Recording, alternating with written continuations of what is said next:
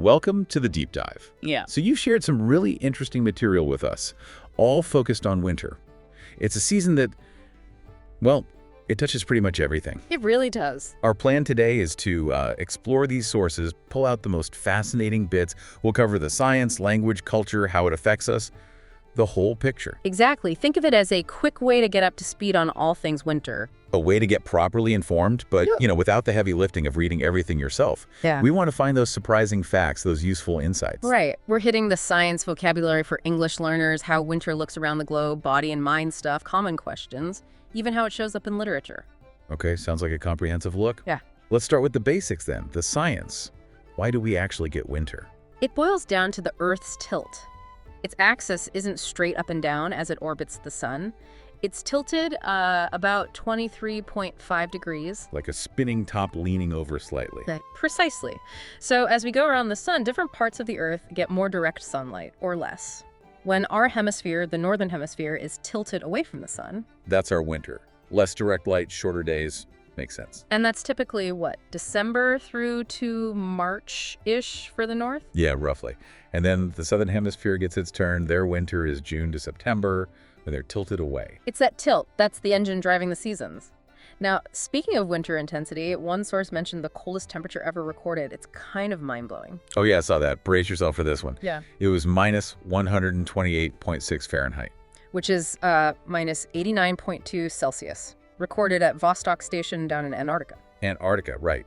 And to put that in perspective, that's colder than dry ice, isn't it? Significantly colder. Dry ice turns straight to gas at around minus 109 Fahrenheit. So yeah, Vostok was intensely cold. Really shows the extreme end of winter. Puts my chilly morning commute into perspective. Okay, and talking about navigating winter, especially for English learners, the sources had some great vocabulary points. Definitely. Lots of practical words. You've got chilly, just a bit cold, it's getting chilly outside. Right, mild. Then there's freezing. Much colder. I'm freezing. Let's go inside. Simple, but essential. And of course, snowfall. The snowfall this year is heavy. And some important safety words too, like frostbite. Definitely need to know that one. Wear gloves to avoid frostbite. Very important. And the advice you always hear, bundle up, meaning layer up your clothes before you go out. Good practical stuff. Yeah. But English also has those more colorful winter idioms, right? Oh, absolutely. They add so much flavor. They often use winter imagery for other ideas. Like walking on thin ice. Exactly. It doesn't mean you're actually on a frozen pond. It means you're in a risky situation, could get into trouble. Okay. And giving someone the cold shoulder. That's deliberately ignoring them, being unfriendly. And one more. Break the ice. That's a common one. Very common. It means starting a conversation, especially in a situation where people feel a bit stiff or awkward. Easing the tension. So using these phrases helps you sound more, natural when speaking English. It's not just about knowing the words, but the expressions too. Definitely boosts fluency. Now, shifting gears a bit, let's look at how different cultures handle winter. It varies hugely. Right. What do the sources highlight there? Well, Canada, for instance. Winter there is synonymous with snow sports. Skiing, snowboarding, and of course, ice hockey is massive. A national obsession, I hear. What about somewhere like Japan? A very different vibe. A big tradition is visiting onsen, natural hot springs. Oh. Perfect for warming up and relaxing when it's cold outside. Oh, that sounds lovely. Any others stand out? India was interesting. In the northern parts, winter brings harvest festivals. Things like Lori, Makar Sankranti, Pongal. Very vibrant, lots of community celebration. In Europe, I always think of Christmas markets. Yes. Very typical. Lots of festive markets, mulled wine, winter fairs. It shows how winter can actually be a really social time, bringing people together despite the cold. It's interesting how culture shapes the experience. And speaking of adapting, winter also changes, what we feel like eating, doesn't it? Oh, for sure. There's a definite shift towards warmer, heavier foods, soups, stews. Hot chocolate. Absolutely. Yeah. Roasted vegetables, too. Comfort food, basically. And there's a reason for it. It's not just psychological. Our bodies actually need it. Well, yes. Staying warm burns more energy.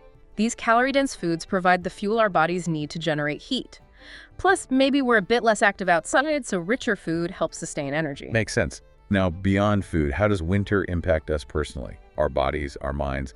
It's more than just feeling the cold air. Yeah, the sources pointed to some significant effects. One big one is vitamin D. Less sunlight means our skin produces less vitamin D. And that's important for bones. Immune system. Both, yeah. So deficiency can be a real issue in winter. And the lack of light can also trigger something called seasonal affective disorder, or SAD. Right, the winter blues. But it can be more serious than just feeling a bit down. It's a type of depression linked to the changing seasons. The reduced light messes with our internal clock, our circadian rhythms, and can affect mood-regulating chemicals in the brain, like serotonin. So that explains why some people feel more tired, maybe sadder, have trouble concentrating during winter. Exactly. And often hungrier, too, sleepier. It's like the body's trying to conserve energy, kind of like a mild hibernation urge. So given these effects, what can people do to, counteract them, combat the winter blues? The advice is usually pretty consistent. Get as much natural daylight as possible, even short bursts help. Open the curtains wide, maybe a walk at lunchtime? Exactly. Indoor exercise is also great for mood and energy. Don't underestimate social connection either. Isolation makes things worse. And back to food. Eating nutritious meals helps fuel body and mind. Good tips.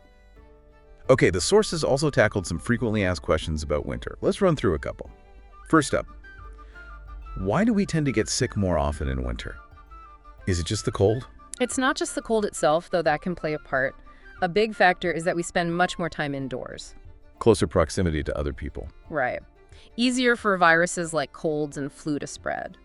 Also, indoor heating often means drier air, which can dry out our nasal passages, making us more vulnerable. And ventilation isn't always great indoors. Okay, so it's a combination of factors. Another question.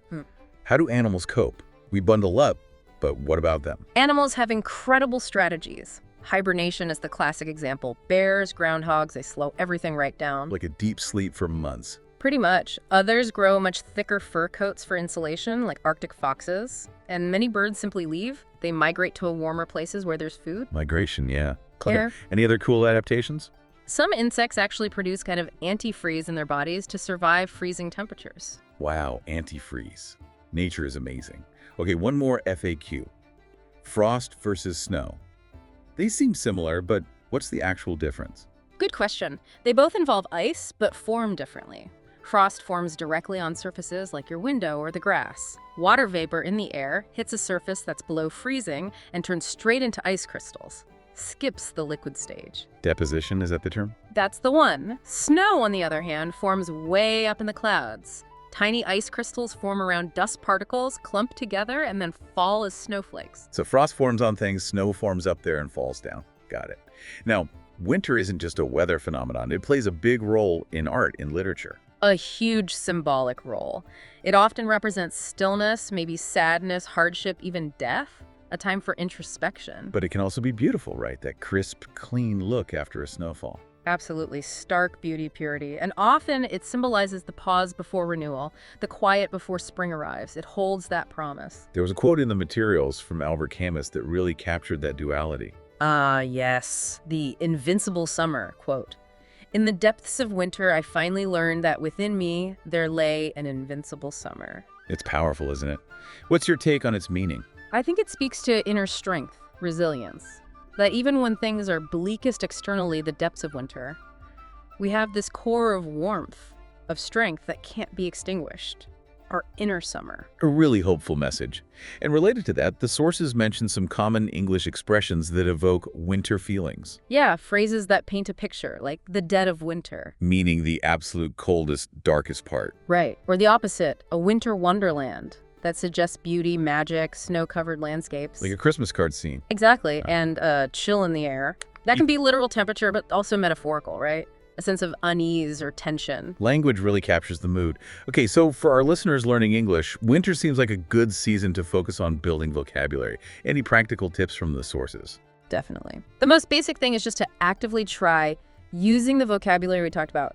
Chilly, freezing, bundle up, practice it. Maybe watch the weather forecast in English. Great idea. You hear the terms used naturally. And of course, use language learning tools, apps, websites, podcasts like this one, hopefully. We hope so. Anything else? Keeping a simple journal can be really effective. Just write a sentence or two about the winter day. Was it frosty, gloomy, crisp, cozy?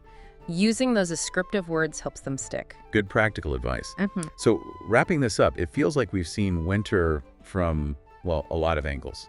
Science, culture, language, personal impact. It's incredibly multifaceted, isn't it? Not just one thing. Definitely not. And maybe going back to that Canvas quote, thinking about all these aspects of winter, the challenges, the beauty, the adaptations, the way we talk about it. It might prompt a little reflection on our own inner resources, that invincible summer we all have, especially when facing difficult times, our own personal winters. That's a nice thought to end on.